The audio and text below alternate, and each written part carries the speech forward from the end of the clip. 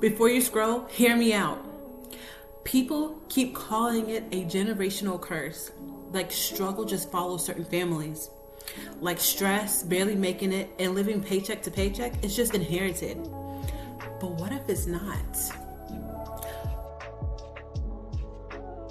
What if what you're carrying isn't a curse at all, but something that you were trained to accept before you were even old enough to question it? Because here's the uncomfortable part. If you don't identify it, interrupt it, and replace it with the right structure, it doesn't stop with you. It quietly gets passed down to your kids and then to their kids as normal. And there are 3 shifts that decide whether that cycle finally ends or if it keeps repeating itself under a different name. And I want to be upfront with this because I don't want anyone to take this the wrong way.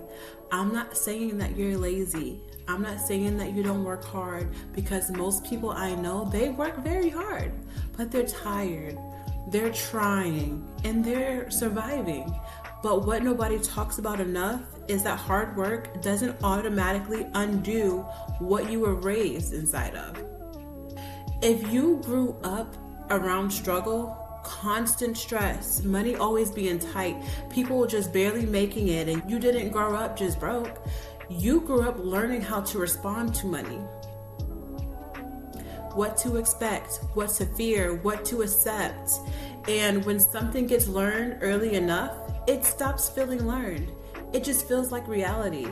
And that's the part that matters, because anything that's learned can be unlearned. A poverty mindset isn't about how much money you have. It's about how you think about money. Listen, you could be making good money and still feel stressed. You could still live paycheck to paycheck, still be scared to look at your bank account because the beliefs didn't come from your income. They came from what you were surrounded by.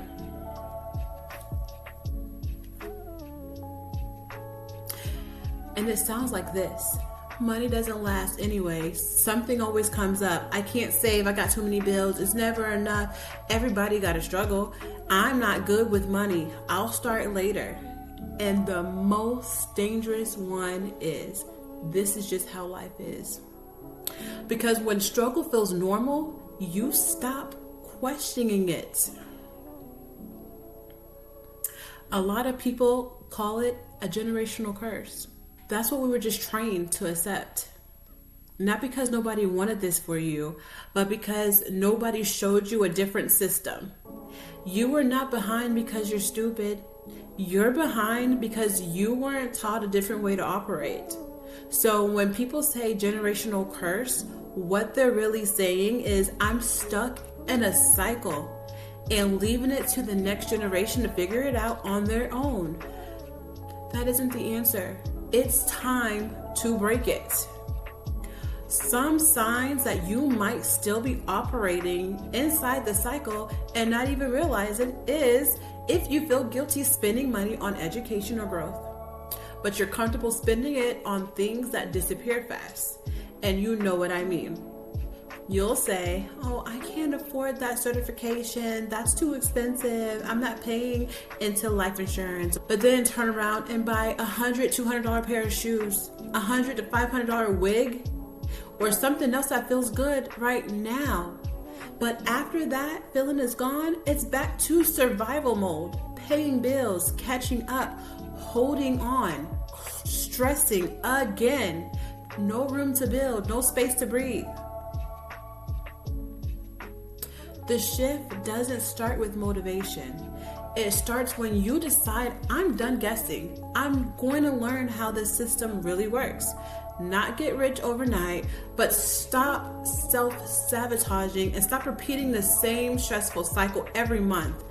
That part takes accountability, not shame, not blame, just honesty.